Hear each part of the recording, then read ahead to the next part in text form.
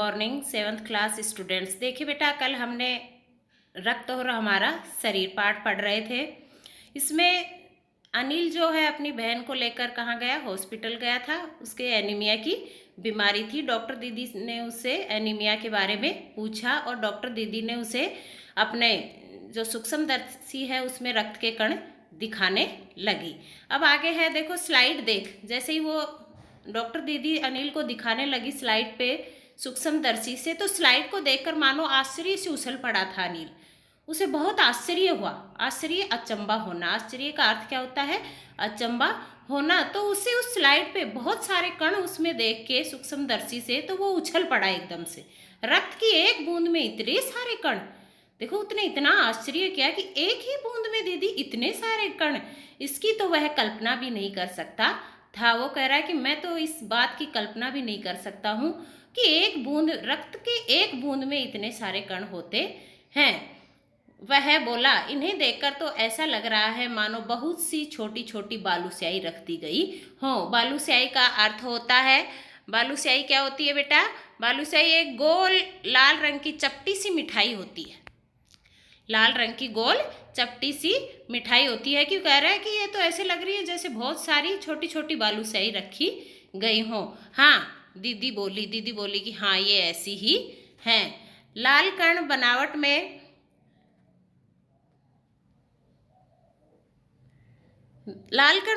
में बालू तो स्याही की तरह ही होते हैं। गोल और दोनों तरफ अवतल यानी बीच में दबे हुए होते हैं। बालूशाही की जो आकृति होती है वो भी बीच में दबी हुई होती है। ऐसे ही करिए, इनकी भी बीच में दबी हुई आकृति होती है। रक्त की एक बूंद में इनकी संख्या लाखों में होती है। डॉक्टर दीदी ने अनिल को बताया कि एक बूंद रक्त में इनकी संख्या लाखों में होती है। यदि हम 1 मिलीमीटर रक्त ले ले तो उसमें 40 से 55 लाख कण होंगे। देखिए बेटा, ये बात है कि 1 मिलीलीटर रक्त में कितने कण मिलेंगे? 40 से 55 लाख तक कण मिलेंगे। इनके कारण ही हमें रक्त लाल रंग का नजर आता है। देखो, हमें रक्त लाल रंग का क्यों नजर आता है? यहाँ हमारे ये क्वेश्चन बन गया। तो क्यों आता है? क्योंकि रक्त में ऐसे ही बालूस्याही के आकार के छोटे छोटे जो कण हैं वो होते हैं, जो कि एक बूंद में 40 से 55 लाख तक होते हैं। इन्हीं के कारण हमें रक्त लाल रंग का नजर आता है। ये कण शरीर के लिए दिन रात काम करते हैं। जो हमारे शरीर में कण होते हैं, लाल कणों में, ब्लड में, ये रक्त के कण ही दिन रात क्या करते हैं? काम करते हैं। सांस लेने पर साफ हवा से जो ऑक्सीजन तुम लोग प्राप्त करते हो उसे शरीर के हर हिस्से में पहुंचाने का काम इन कणों का ही है। देखिए बेटा, लाल रक्त में जो लाल कण होते हैं वो क्या क्या कार्य करते हैं? दिन रात हमारे शरीर में यही मोस्टली काम करते हैं। सांस लेने पर, जब हम लोग श्वास लेते हैं तो साफ हवा, ऑक्सीजन तुम प्राप्त करते हो, उसे शरीर के हर हिस्से में पहुंचाने का काम इन्हीं कणों का है। हमारे शरीर में प्रत्येक हिस्से में ऑक्सीजन पहुंचाने का काम कौन करता है? रक्त के लाल कण ही करते हैं। इनका जीवन काल लगभग 4 महीने होता है। ये खत्म होते हैं फिर बनने शुरू होते हैं। तो इनका जीवन काल लगभग कितना बताया है? 4 महीने होता है। 4 महीने के होते होते ये नष्ट हो जाते हैं। 4 महीने के होते होते ये कण क्या होने लगते हैं? नष्ट होने लगते हैं। लेकिन एक साथ नहीं, धीरे धीरे। एक साथ नष्ट नहीं होते, धीरे धीरे ये कण 4 महीने में नष्ट हो जाते हैं। कुछ आज, कुछ कल, कुछ अगले दिन। ऐसे जब जब इनकी समय अवधि समाप्त होने लगती है तो धीरे धीरे धीरे धीरे करके ये नष्ट होने लगते हैं। अब तो कुछ ही महीनों में ये खत्म हो जाते होंगे। तो अनिल फिर पूछ रहा है डॉक्टर दीदी से कि तब तो ये कुछ ही महीनों में खत्म हो जाते होंगे।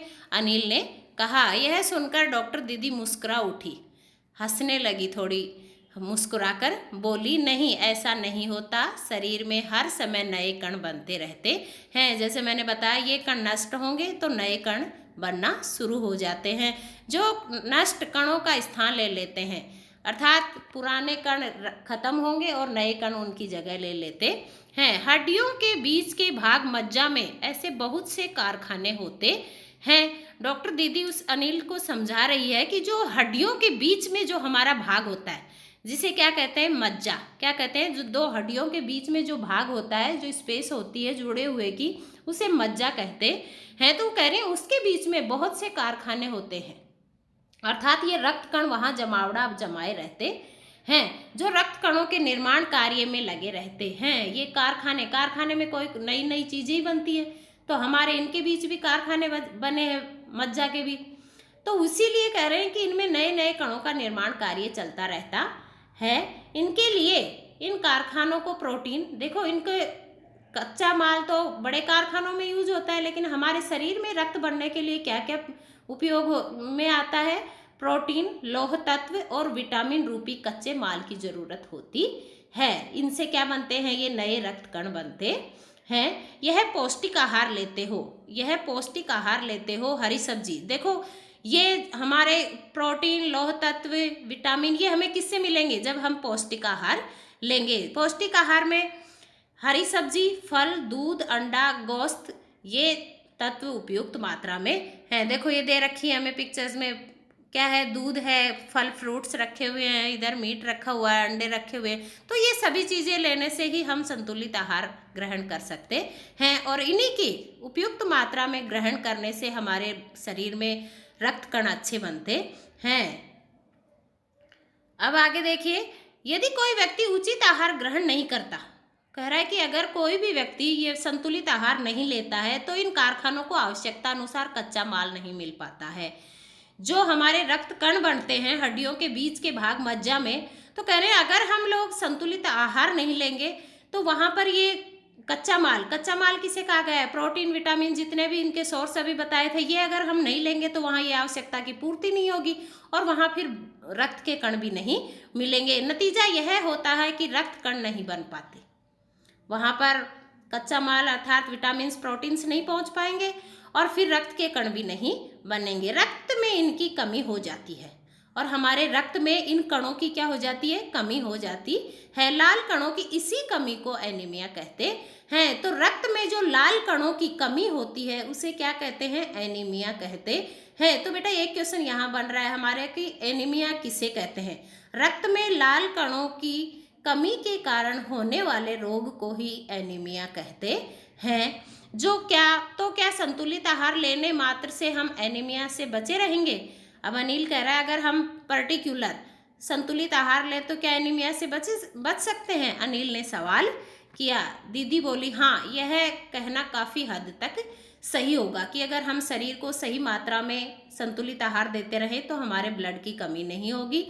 ये तो एनीमिया बहुत से कारणों से हो सकता है। दीदी कह रही है यूँ तो एनीमिया और भी कारणों से हो सकता है, किंतु देश में सबसे बड़ा कारण पौष्टिक आहार की कमी ही है। इसके अलावा इस रोग का एक बड़ा कारण है पेट में कीड़ों का होना। देखो बेटा, पहला कारण है रक्त में कणों का नहीं बढ़ना, दूसरा कारण है पेट में कीड़ों का होना।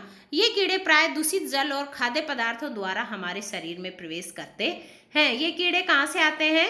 जो भी दूषित, या तो हम जल पीते हैं, या फिर बासी भोजन जैसे खा लेते हैं, या फिर सड़ा गला जैसा भी हम खा लेते हैं इधर से उधर, उन्हीं चीज़ों से हमारे शरीर में ये कीड़े प्रवेश करते हैं। अतः इनसे बचने के लिए आवश्यक है कि पूरी सफाई से बनाए गए खाद्य पदार्थ ही ग्रहण करें। भोजन करने से पूर्व अच्छी तरह से हाथ धो लें। ये आप लोग नहीं करते हो, आप लोग अपनी मम्मी को सजेस्ट कर सकते हो इस बात के मामले में कि जब भी वो खाना बनाए अपने हाथों को अच्छी तरीके से धो लें और साफ पानी ही पिए।